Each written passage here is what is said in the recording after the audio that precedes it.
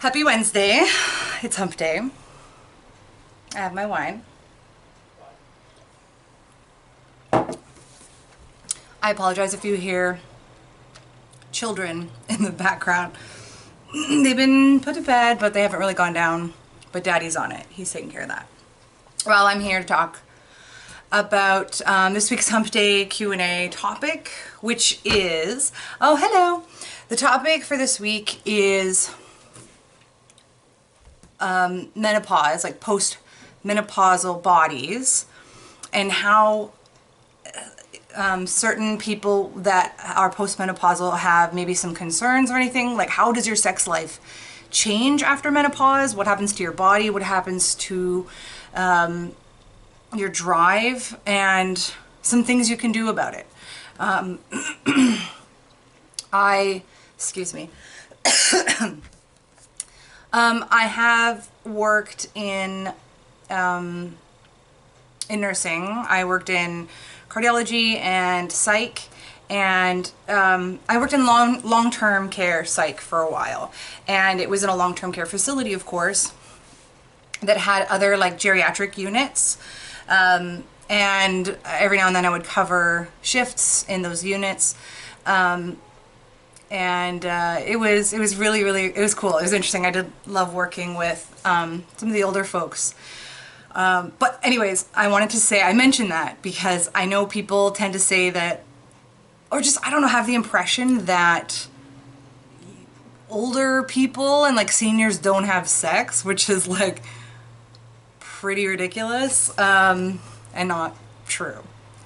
And I mentioned the nursing because there's a lot of sex that happens in these geriatric units. And even like STIs that spread around and stuff like that. There's a lot of sex that happens in these units. And so yes, older people have sex, like people that are adults have some form of sexual appetite usually, and like to engage sometimes. So like, I don't know why it's such a weird and strange concept that the elderly or that seniors enjoy sex. I'm just like, yes, they do. But there are a lot of concerns that people have because the ideas that our culture has around sex tends to be very like mainstream because we get fed the same shit over and over again. And it's like, no, it's not just that basic thing. It's not always like super heteronormative. It's not always glamorous. It's often messy, and it can be awkward and sweaty, and people of all bodies engage in sexual activities. Like, that's what we are. That's our most primal instinct. So I did bring my laptop here just in case somebody asks me a question that I'm like, oh, you know what? I don't know the answer to that. Because anytime I'm presenting, honestly, I often learn things as I go because I love sharing wisdom and I love going to things. So I'm always up for learning more. But I will share what I know, and hopefully I can answer your questions as best as I can. And I also have my laptop in case we need to use our friend Google. But, sorry, I have like a frog in my throat. What is going on? I'll just drink more wine. So,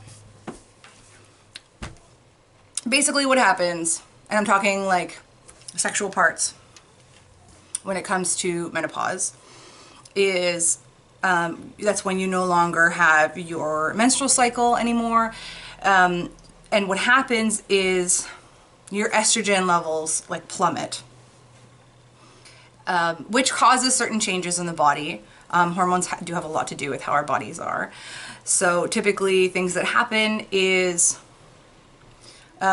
maybe your chest might kind of get smaller, you might grow more like facial hair, you might lose hair on top of your head, like certain things like that. Oh, thank you, phone, for reminding me that it's Hump Day Q&A. So that's the thing, that's what happens. And some people choose to go on hormone therapy after menopause because it can help slow that or maybe ease that those changes quite a bit. So, hello.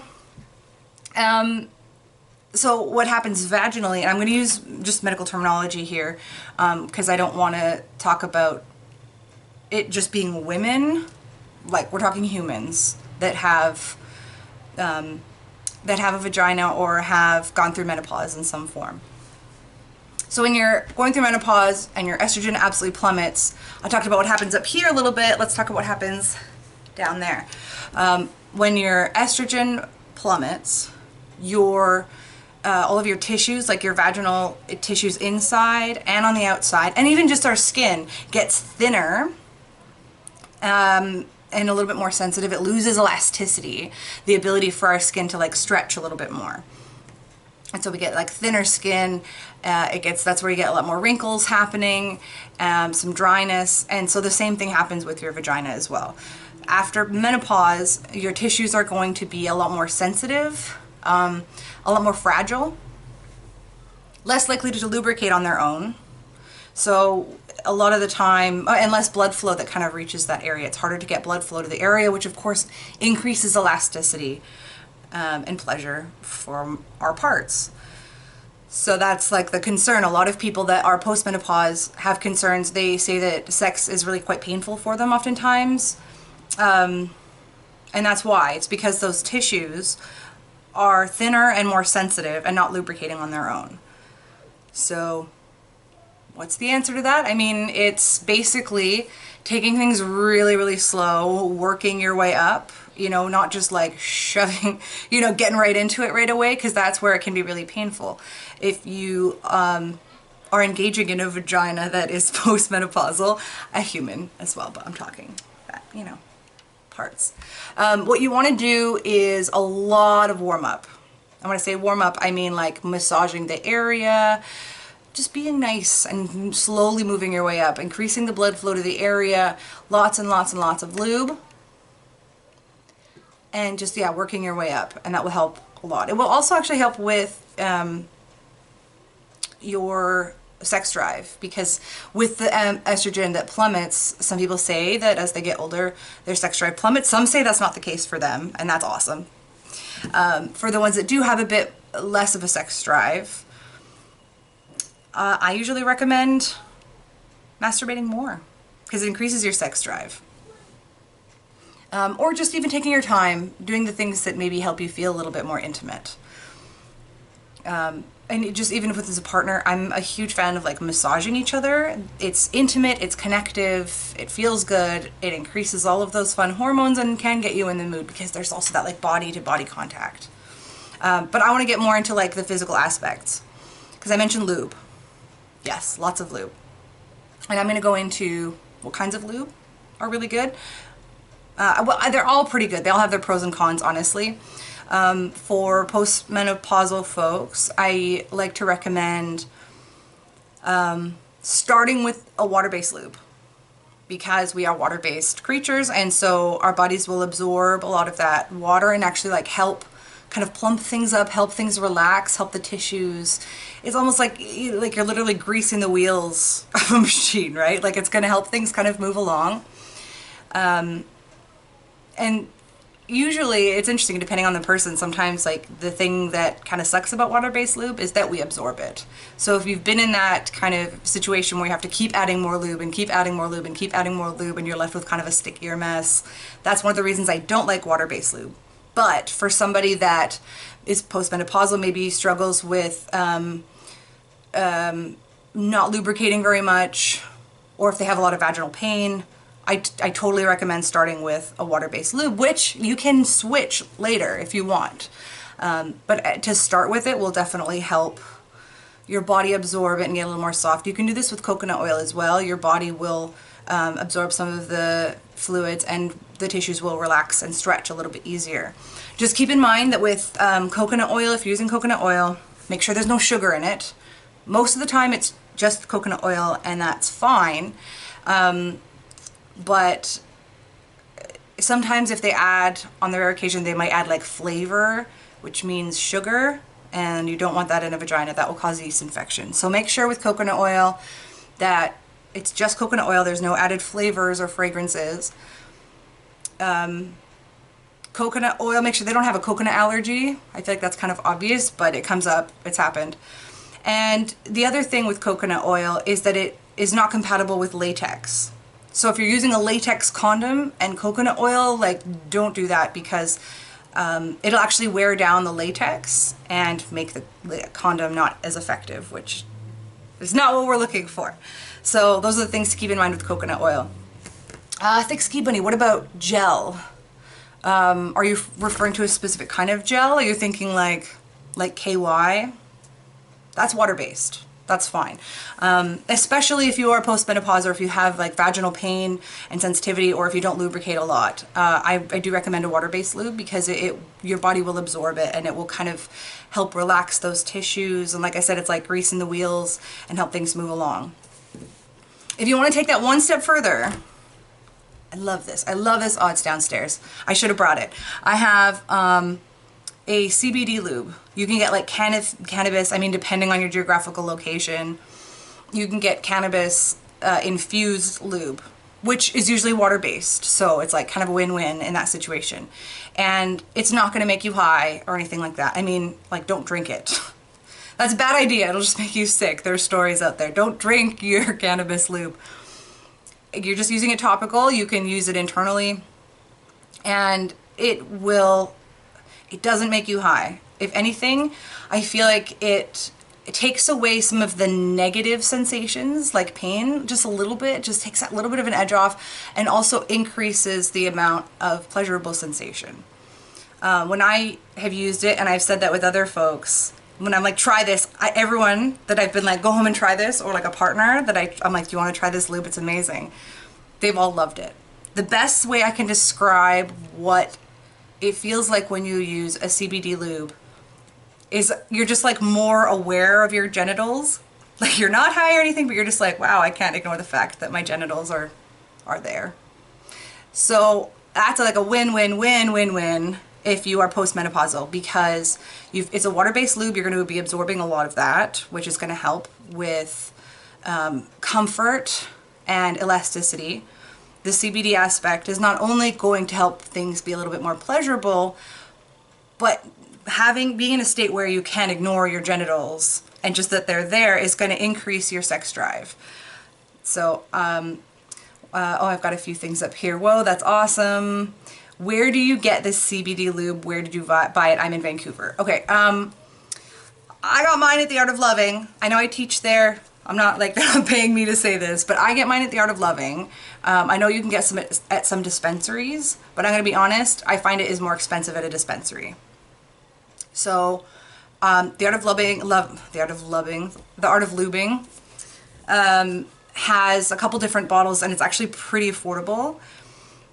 Yeah, highly recommend. I think the bottle that's like this big was like 15 bucks, and then there's like a much bigger bottle for 30 bucks, which is like outrageously a really good price in comparison to what you get at dispensaries. So, I'm 5 minutes from there. Yes! Yeah, go to The Art of Loving. You can tell them I sent you if you want. If not, it's fine. But yeah, they have some there, and I love it. I absolutely love it. So yay! Let me know, Thick Ski Bunny, what you think, because I want to hear. I haven't heard anything negative on my way. Do it.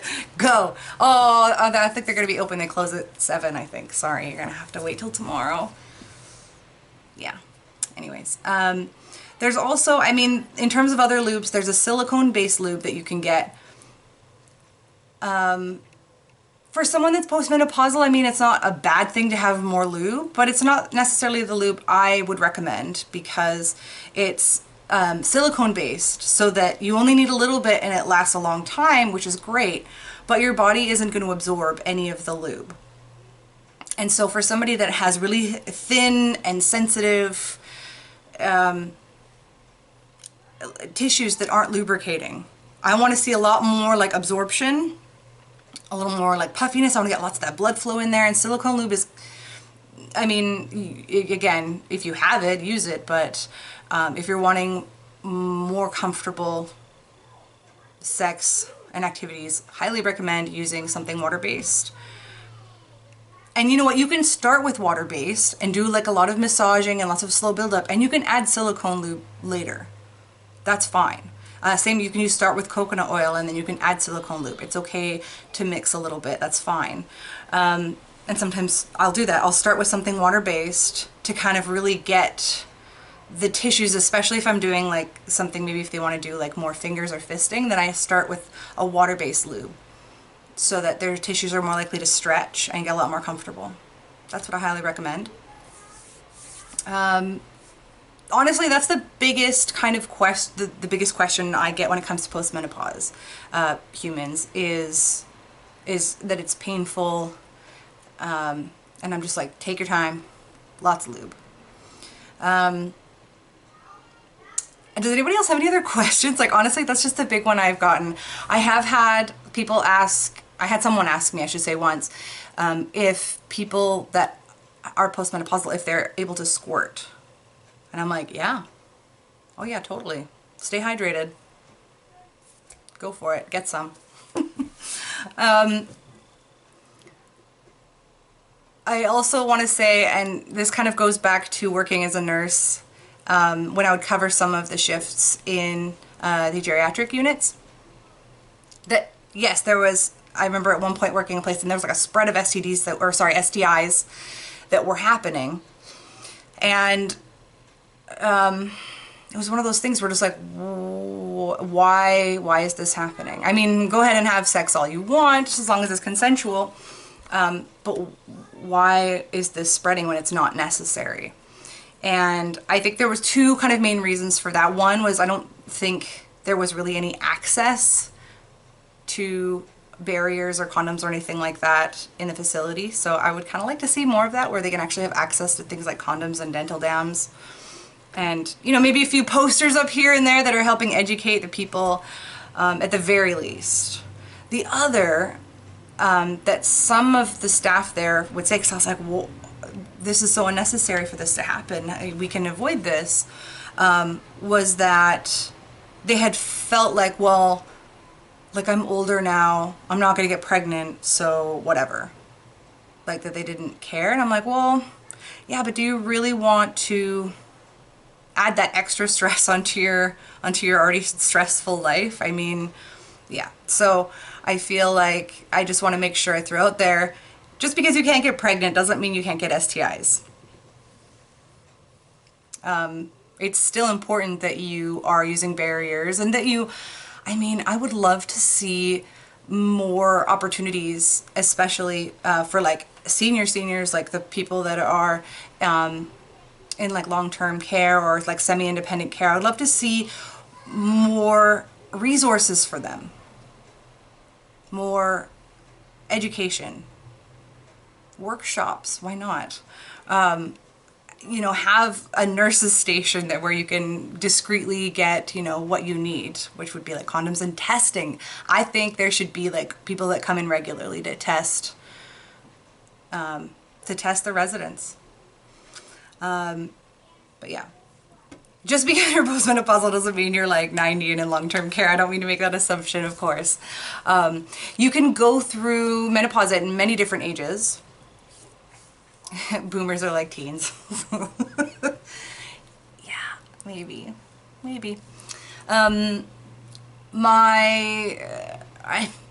I don't know if I want to say who this is. I won't. But I know someone very close to me that had a hysterectomy at a young age for medical reasons and started to go through menopause in her 30s.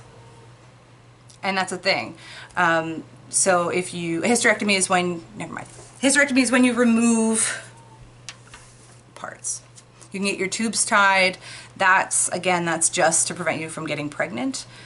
That's not necessarily going to cause too many drastic hormone changes, but for medical reasons some people need like everything removed, and that can of course that decreases your levels of hormones and things like estrogen and progesterone, so you are likely to go through menopause at a younger age.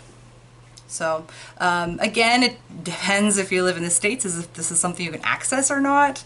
I believe you can access it in Canada, but to go through a kind of hormone therapy that just lessens the dramatic changes that would happen with your body and with your sex drive. But of course, everything has side effects, everything. So make sure you just do your research. I'm not here to tell you like what you should do.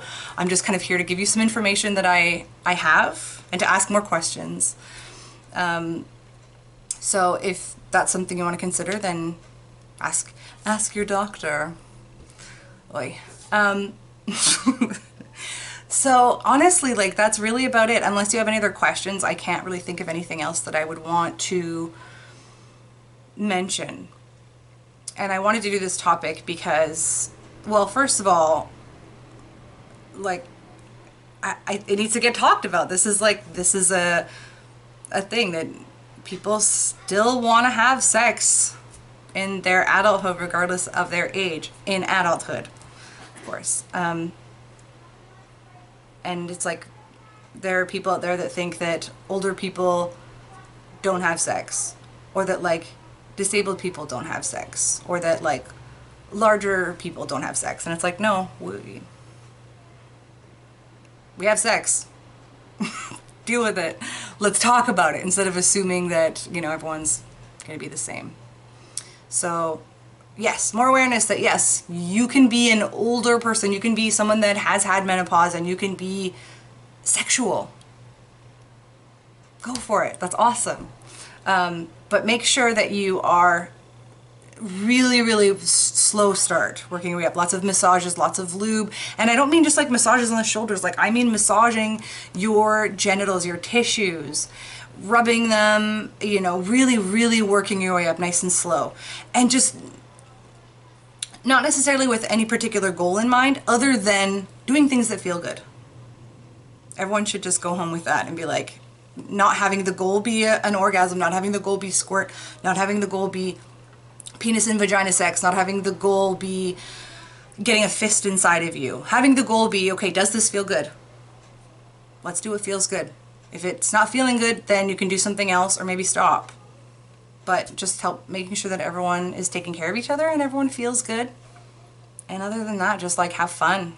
So, thanks, Ski Bunny. Thank you so much. Tell me what you think about the CBD lube. I want to hear from you. So, please let me know if you have any other questions or thoughts. Like, feel free to challenge me on certain things because I'm always learning. And I am not premenopausal, or I'm not postmenopausal. I am not there yet, so I can't speak of any of this of my personal experience. It's all through maybe people I know or through my work and through my education. That's where my information is coming from. So if you have anything you want to contribute, I am so happy to hear it. And that's going to be it for Hump Day. Next Hump Day, I'm going to talk about pregnancy and sex and kink. That's something that really interests me. I almost went into maternity. I'm not going to go into why I didn't.